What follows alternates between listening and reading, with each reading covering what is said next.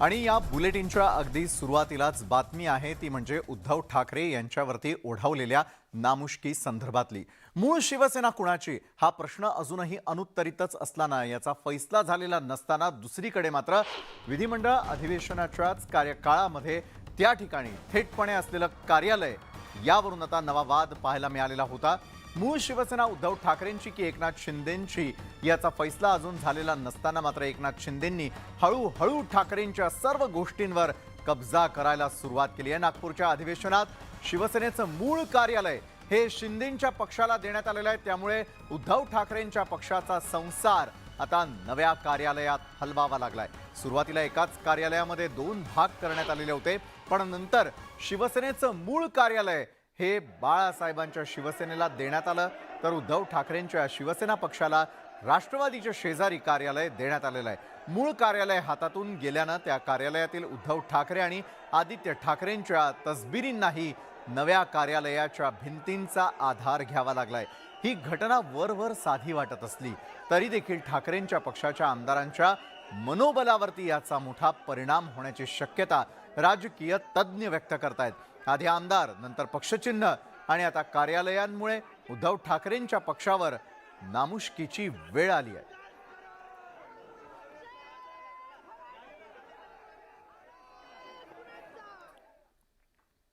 तर मूळ शिवसेना ही उद्धव ठाकरेंची की मग एकनाथ शिंदेंची याचा फैसला अजून झालेला नसतानाच दुसरीकडे मात्र आज कार्यालयावरून झालेला राडा हा सगळ्यांनीच पाहिला। मात्र दुसरीकडे हळूहळू कब्जा करत एकनाथ शिंदेंच्याच म्हणजे बाळासाहेबांच्या शिवसेनेला शिवसेनेचं मूळ कार्यालय दिल्यानंतर मात्र आता वेगळा संसार थाटण्याची वेळ ही उद्धव ठाकरेंच्या शिवसेनेवर आलेली आहे। हिवाळी अधिवेशनाच्या माध्यमातून शिवसेनेचा ठाकरे आणि शिंदे गट पुन्हा एकदा समोरासमोर आल्याचं पाहायला मिळालंय। यावेळी शिवसेनेच्या दोन्ही गटाच्या वादाचं कारण ठरलंय नागपूर विधान भवनातील कार्यालय। हिवाळी अधिवेशनात शिवसेनेला विधान भवन परिसरात 4 खोल्यांचं एक कार्यालय मिळतं,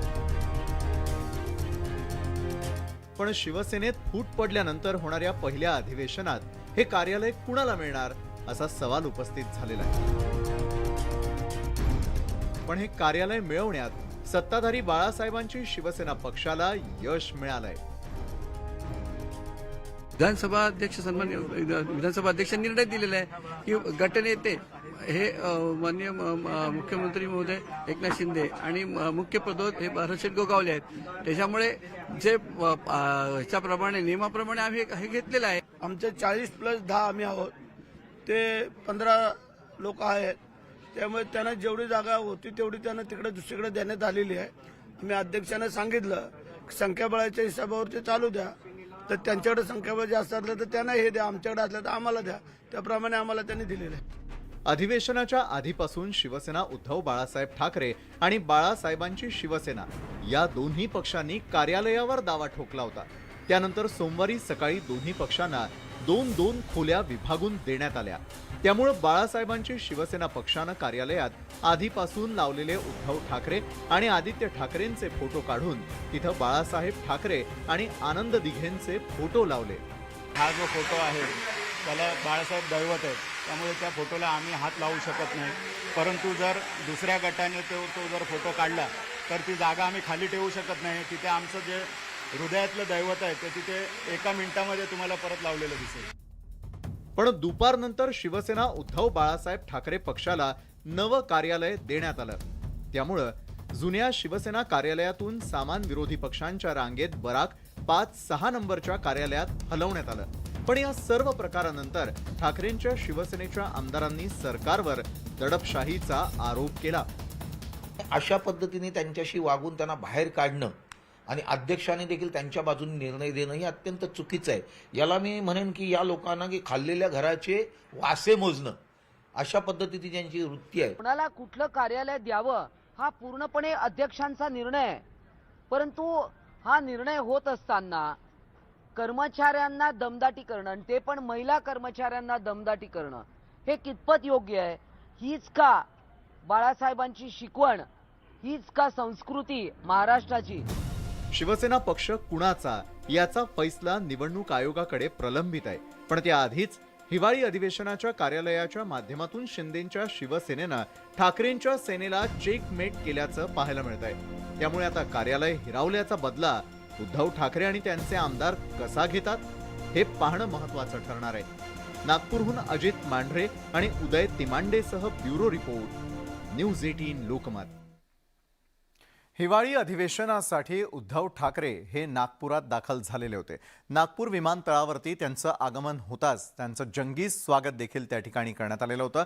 त्यांचं जंगी स्वागत करत असताना यावेळेला ठाकरेंच्या स्वागताला विधान परिषदेचे विरोधी पक्षनेते अंबादास दानवे, अनिल परब आणि इतर आमदारही उपस्थित होते. यानंतर मात्र उद्धव ठाकरे यांनी पक्षाच्या आमदारांची बैठक बोलावली. नागपुरातील हॉटेल रेडिसनमध्ये ही बैठक पार पडली आहे. तर अधिवेशनामध्ये ठाकरे पक्षाची रणनीती या बैठकीदरम्यान ठरणार असल्याचं बोललं जात होतं.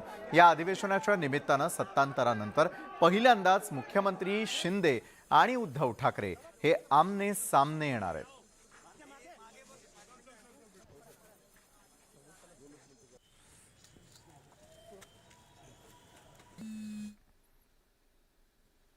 महाविकास आघाडीनं अगदी काही दिवसांपूर्वी महामोर्चाचं आयोजन केलेलं होतं. मात्र याच मोर्चाला देवेंद्र फडणवीस यांनी टीका करत असताना नॅनो मोर्चा असं संबोधित केलेलं होतं. मात्र त्यानंतर संजय राऊतांनी एक व्हिडिओ ट्विट केला. मात्र या व्हिडिओच्याच माध्यमातून आता त्यांच्यावरतीच आरोप प्रत्यारोप होऊ लागलेले आहे. मात्र त्याची सारवासारव करत असताना संजय राऊतांची कशी दाणादाण उडाली पाहूयात आमच्या या रिपोर्टमधून.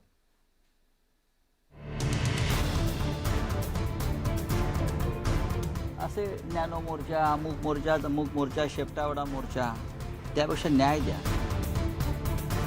भाजपच्या नादाला कुठे लागलेत मोर्चा मोर्चा, मोठा आमचा मोर्चा की तुमचा मोर्चा, सगळे मोर्चा आपलेच.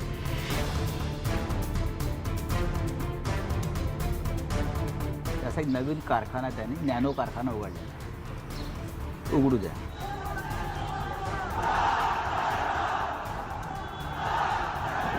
एका व्हिडिओ क्लिपमुळे राऊतांची किती अडचण झाली आहे ते तुमच्या लक्षात आलं असेल. महाविकास आघाडीचा मोर्चा म्हणून राऊतांनी 2017चा मराठा मोर्चाचा व्हिडिओ ट्विट केला. हा व्हिडिओ ट्विट केल्यानंतर तो चुकीचा आहे याची कबुलीही देऊ शकत नाही आणि व्हिडिओ डिलीट केला तर नाचक्की सहन करूही शकत नाही अशी अवस्था संजय राऊतांची झाली आहे. यावरून माघार घेतानाही गोलमोल बोलत होते, पण त्यांची झालेली कोंडी त्यांच्या चेहऱ्यावर स्पष्ट दिसत होती. मी त्यात कुठे म्हटलं की तो महाविकास आघाडीचा मोर्चा आहे म्हणून. पहा ना तुम्ही तो व्हिडिओ काळजीपूर्वक पहा, ट्विट मारा. मी त्यात कुठे दावा केलेला नाही की हा महाविकास आघाडीचा कालचा मोर्चा आहे. मराठा मोर्चाला सुद्धा हे लोक नॅनो मोर्चा म्हणत होते, पण तो सुद्धा प्रचंड मोर्चा त्याच रस्त्यावरून गेला. एका क्षणी ते मराठा मोर्चा आमचाच सांगताना दुसऱ्या क्षणी ते तो व्हिडिओ आमचा नाही असं सांगायला सुरुवात करतात. मराठा मोर्चानं राऊतांच्या या कृत्याविरोधात पोलिसात तक्रार दिली आहे. संजय राऊत सारख्या माणसाने स्वतःच्या स्वार्थासाठी मात्र मराठा क्रांती मोर्चाचा मोर्चाची चित्रफित ही काल स्वतःच्या ट्विटर हँडलवरती प्रदर्शित करतात. इतकं निर्लज्जपणे काम करत असताना देखील त्यांची पक्षश्रेष्ठी त्याच्या संदर्भात काहीही बोलत नाहीत. आणि म्हणून आज मराठा क्रांती मोर्चा महाराष्ट्रातर्फे संजय राऊत यांच्यावरती 420 कलमाअंतर्गत त्यांच्यावरती गुन्हा दाखल करण्यात यावा. राऊतांच्या या चुकीच्या व्हिडिओवरती फडणवीसांनी फिरकी घेतली आहे. महाविकास आघाडीचा मोर्चा नॅनो मोर्चा होता हे एक प्रकारे राऊतांनी मान्य केल्याचा टोला फडणवीसांनी लगावलाय. हा मोर्चा मी नॅनो मोर्चा म्हटला तर त्याच्यावर शिक्कामोर्तबच काल एक प्रकारे मराठा मोर्चाचा व्हिडिओ, त्या मोर्चाचा व्हिडिओ दाखवून जो संजय राऊतांनी ट्विट केला त्यातनंच हे लक्षात येत आहे की त्यांचा मोर्चा नॅनो होता. त्यामुळे थोडा मानसिक परिणाम झालेला आहे आणि म्हणून अशा प्रकारे हे सगळं चाललेलं आहे. जेलमधून आल्यानंतर संजय राऊतांची लय हरवल्यासारखं दिसतंय. डॉक्टर बाबासाहेब आंबेडकरांचं जन्मठिकाण सांगतानाही राऊतांनी चूक केली. त्यानंतर चुकीचा व्हिडिओही ट्विट केला. त्यामुळे राऊतांनी आता काही दिवस शांतच बसावं असं ठाकरेंच्या शिवसेनेतील नेत्यांना वाटू लागलंय. Bureau report, news 18 Lokmat. विधान परिषदेचे आमदार एकनाथ खडसे आणि भाजपचे नेते यांच्यामध्ये सभागृहामध्ये आज शाब्दिक खडाजंगी सुरू असल्याचं पाहायला मिळालं. मात्र ही शाब्दिक खडाजंगी सुरू असताना देखील ते एकाकी पडल्याचं चित्र दिसून आलेलं होतं. या शाब्दिक युद्धातही खडसे एकाकीच दिसून आले. सीमा प्रश्नावरती विधान परिषदेमध्ये चर्चा सुरू असताना विरोधकांमधून शशिकांत शिंदे आणि शेकापचे जयंत पाटील असे 2 नेते बोलतील असं सर्वानुमते ठरलेलं होतं. तरीही विरोधकांपैकी 4 नेत्यांची भाषणं झाली. 4 नेत्यांची भाषणं झाल्यानंतरही खडसेंना सीमावादावरती बोलायचं होतं, पण उपसभापती नीलम गोऱ्हेंनी उपमुख्यमंत्री फडणवीसांचं नाव पुकारलं होतं आणि त्यामुळे नीलम गोऱ्हेंनीही फडणवीसांच्या नावाचा आग्रह करून खडसेंना बोलू दिलं नाही. एकेकाळी सभागृह गाजवणाऱ्या आणि हुकूमत असलेल्या एकनाथ खडसेंना गुपचूप बसावं लागलं. माननीय विरोधी पक्ष उभे आहेत उपमुख्यमंत्री, असं नका करू. खडसे साहेब असं नका करू. भाऊ काही तुमची खडसे सूचना साहेब असेल तर उभं माझ्यानंतर द्या ना. माझ्यानंतर माननीय सूचना. उपमुख्यमंत्री उभं राहिले, खडसे साहेब नाही. मी अजून परवानगी दिली नाहीये.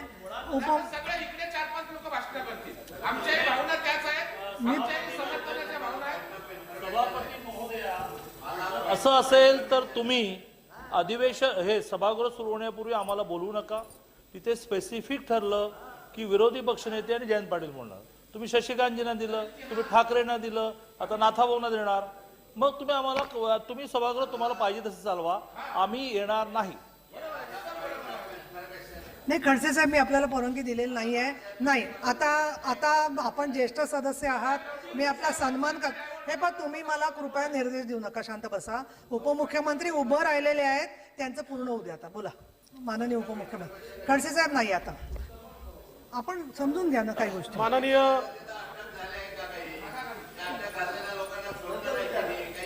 ठीक आहे, त्याच्यानंतर मी त्याचं सांगतो, भाऊ सांगतो. सांगतील. विधिमंडळ हिवाळी अधिवेशनाच्या अगदी पहिल्याच दिवशी बेळगाव सीमा वादावरून थेटपणे खडाजंगी झाल्याचं पाहायला मिळालं. आतापर्यंत बेळगाव सरकारनं केलेल्या गोष्टींचा आणि अत्याचाराचा थेट पाढा हा विरोधी पक्षनेते अजित पवार यांनी वाचून दाखवला. तर दुसरीकडे मात्र सीमा वादावरती राज्य सरकार हे अजूनही ठोस पावलं उचलत नसल्याचा आरोप करण्यात आला. त्यामुळे बेळगाव सीमा वादावरून आजचा दिवस पहिलाच दिवस गाजताना पाहायला मिळाला. गाव सीमावादावरून सामना. विरोधकांचा राज्य सरकारला सवाल. सत्ताधाऱ्यांचा विरोधकांना जबाब.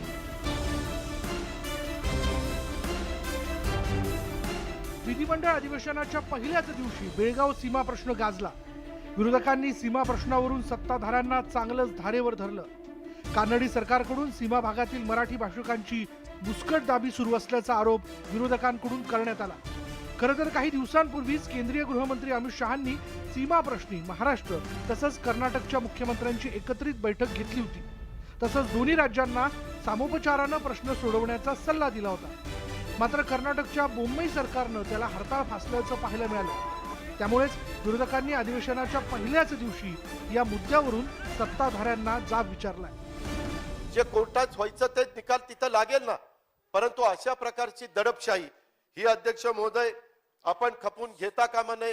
कर्नाटकच्या कुरापती ह्या सातत्याने सुरू आहेत, त्याबद्दल पण मुख्यमंत्र्यांनी उपमुख्यमंत्र्यांनी ठोस भूमिका त्या ठिकाणी घेतली पाहिजे. राज्य सरकारने ठोस भूमिका घेण्याचं आवाहन विरोधकांनी केलंय. तर सीमा वादावरून विरोधकांकडून राजकारण केलं जात असल्याचा पलटवार मुख्यमंत्र्यांकडून करण्यात आला.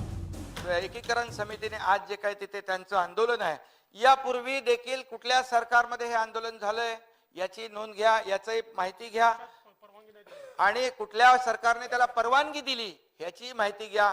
मी तर यापुढे जाऊन सांगतो, आपण याच्यामध्ये राजकारण करता कामा नये. या सीमावासियांच्या मागे उभं राहिलं पाहिजे. राजकारण करायला खूप विषय आहेत ना, त्याच्यात राजकारण करू. राज्य सरकारकडून अधिवेशनात भलेही कितीही दावे केले जात असले तरी सीमावर्ती भागातील वास्तव काही वेगळंच आहे. केंद्रीय गृहमंत्र्यांच्या मध्यस्थीनंतरही बेळगावमधील मराठी भाषिकांवर कानडी सरकारची मुजोरी कायम आहे. मराठी भाषिकांच्या मेळाव्यांना परवानगी नाकारली जाते. तसंच महाराष्ट्रातील नेते आणि लोकप्रतिनिधींना कर्नाटकात मज्जाव केला जातोय. त्यामुळे सीमा भागातील मराठी भाषिकांची गळचेपी थांबवण्यासाठी मजबूतीनं प्रयत्न करण्याची आवश्यकता आहे. Bureau report, news 18 Lokmat. सीमावादाबाबत कर्नाटकचे मुख्यमंत्री बसवराज बोम्मई यांनी ट्विट केलं नसल्याचं स्पष्टीकरण याआधीच राज्याचे मुख्यमंत्री एकनाथ शिंदे यांनी दिलेलं होतं. तर दुसरीकडे मात्र बोम्मईंच्या नावे कुणी खोटं ट्विट केलं त्या पक्षाचं नाव देखील लवकरच कळेल असा गौप्यस्फोट मुख्यमंत्री एकनाथ शिंदेंनी केलाय. तर दुसरीकडे इतर राज्यात जाण्यामागं सीमावासियांचे जे ठराव झालेत ते राजकीय हेतूनं प्रेरित असल्याचाही गौप्यस्फोट उपमुख्यमंत्री फडणवीसांनी केलेला आहे. आम्ही तर त्यांना सरळ मुख्यमंत्र्यांना समोर समोर सांगितलं, हे तुम्ही ट्विट करताय ते ट्विट चुकीचं आहे. त्यांनी सरळ स्पष्ट नकार दिला, हे ट्विट आमचं नाही. आणि त्या ट्विट ज्यांनी केलंय त्याची माहिती त्यांना मिळालेली आहे. ती नक्की या सभागृहात मिळेल. त्याच्या मागे कोण आहे, त्या ट्विटच्या मागे कुठला पक्ष आहे याची माहिती मिळेल. आज काहींनी गुजरात म्हटलं, काहींनी अजून आंध्र म्हटलं, पण त्याची भाई ज्यावेळेस पार्श्वभूमी बघितली आणि इंटेलिजन्सचा रिपोर्ट बघितला, दोनच गोष्टी लक्षात आल्या. पॉलिटिकली मोटिवेटेड होतं.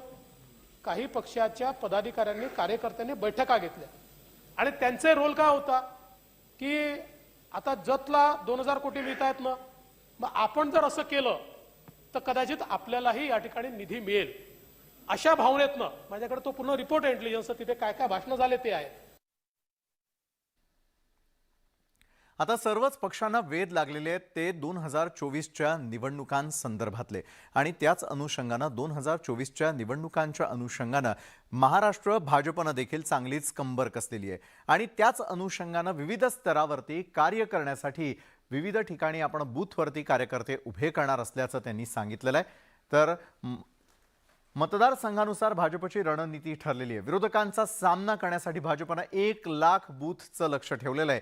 1 लाख बूथवर भाजपच्या पारड्यात कशाप्रकारे मतदान होईल याचा अभ्यास सुरू असल्याची माहिती भाजप प्रदेशाध्यक्ष चंद्रशेखर बावनकुळे यांनी दिली.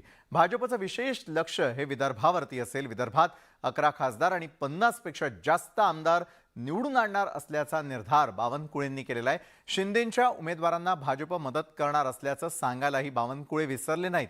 तसंच देवेंद्र फडणवीस मुख्यमंत्री व्हावेत या वक्तव्याचा पुनरुच्चारही बावनकुळेंनी केलेला आहे. आज काही या सरकारबद्दल त्या भावना नाही आहेत. या सरकारमध्ये देवेंद्रजी मुख्यमंत्री व्हावे, आजच मुख्यमंत्री व्हावे, कधी ना कधी महाराष्ट्राचे मुख्यमंत्री देवेंद्रजी व्हावेत. आणि माझा अध्यक्षपदाच्या कार्यकाळाला खूप वेळ आहे, 4च महिने झाले आहेत. 4च महिने झाले आहेत. मी असं म्हटलं आहे, माझ्या अध्यक्षपदाच्या कार्यकाळात कधीतरी देवेंद्र राज्याचे मुख्यमंत्री व्हावेत ही भावना मी जनतेला विचारली, तर जनतेने असं म्हटलं ते मुख्यमंत्री व्हावेत. हे महाविकास आघाडीच्या नेत्यांना खरं तर ह्या विदर्भ आणि मराठवाडा कधी माफ करणार नाही. आणि मी तर दाव्याने सांगेल की विदर्भामध्ये पुढच्या वेळेस विदर्भामध्ये 2024 मध्ये 50+ विधानसभेमध्ये आणि 11 लोकसभेमध्ये शिंदे फडणवीसच्या नेतृत्वामध्ये, शिंदे फडणवीसच्या समन्वयाने मोदीच्या नेतृत्वामध्ये आम्ही विजय मिळवू. माननीय अजितदादांनी जे जे शब्द बोलतात ना, त्यांनी अंतरात्म्यात दिवसभर अभ्यास करून मग बोलावं. रात्री उद्या बोलण्याच्या पहिले शांत रात्री बसावं की मी काय केलंय आणि मग ते बोलावं. तर मग त्याला काहीतरी लोक वागतील. त्यांनी करायचंच नाही आणि लोकांना सूचना द्यायच्या आहे. कसं मी चांगलं वागायचं नाही, लोकांना मी चांगला वाग. आणि आता बातमी आहे नाशिकच्या आमदार सरोज वाघ यांच्या संदर्भातली. कारण सरोज वाघ या आपल्या चिमुकल्यासोबत आज पहिल्याच दिवशी हजेरी लावताना दिसून आल्या. त्यांचा चिमुकला केवळ 2.5 महिन्यांचा आहे आणि त्याला घेऊनच थेटपणे त्यांनी हिवाळी अधिवेशनाच्या आवारामध्ये आज हजेरी लावलेली होती. विधान भवनात त्या पोहोचल्या. मी आई आहेच, सोबतच आमदारही आहे, त्यामुळे दोन्ही कर्तव्य महत्त्वाचे असल्याचं सरोज वाघ यांनी म्हटलं. बाळ माझ्याशिवाय राहू शकत नाही, सोबत मतदारसंघातील लोकांचे प्रश्नही महत्त्वाचे आहेत आणि त्यामुळे बाळाला घेऊन यावं लागलं अशी भावना सरोज वाघ यांनी व्यक्त केलेली आहे. दरम्यान विधिमंडळाच्या हिवाळी अधिवेशनासाठी आपल्या 2.5 महिन्यांच्या बाळासोबत उपस्थित असलेल्या आमदार सरोज अहिरे यांचं मुख्यमंत्री एकनाथ शिंदेंनी देखील कौतुक केलं. अहिरे आणि त्यांच्या तान्हुल्याची मुख्यमंत्र्यांनी आस्थेनं विचारपूसही केली. सारं कन्फ्युजन होतं की जावं की नाही जावं, कारण इकडे बघितलं तर नाशिकपेक्षा थोडं वातावरण वेगळं आहे, थोडं हवेमध्ये गारवा पण आहे आणि त्याची तब्येत ऑलरेडी बरी नव्हती, माझीही तब्येत बरी नव्हती, पण तरीही मतदारसंघातले प्रश्न मांडण्यासाठी आणि मतदारसंघाला न्याय मिळण्यासाठी मी इथे त्याला घेऊन आलेले आहे. तर या होत्या संपूर्ण दिवसभरामध्ये आतापर्यंत घडलेल्या अतिशय महत्त्वाच्या घडामोडी, ज्यांचा सविस्तर असा आढावा आपण मुलूक महाराष्ट्राच्या माध्यमातून घेतला. आजच्या मुलूक महाराष्ट्रामध्ये वेळ झालेली इथंच थांबण्याची, मात्र अगदी काही क्षणात पुन्हा एकदा भेटूयात मुलूक महाराष्ट्र वेगवानच्या माध्यमातून. तोपर्यंत नमस्कार.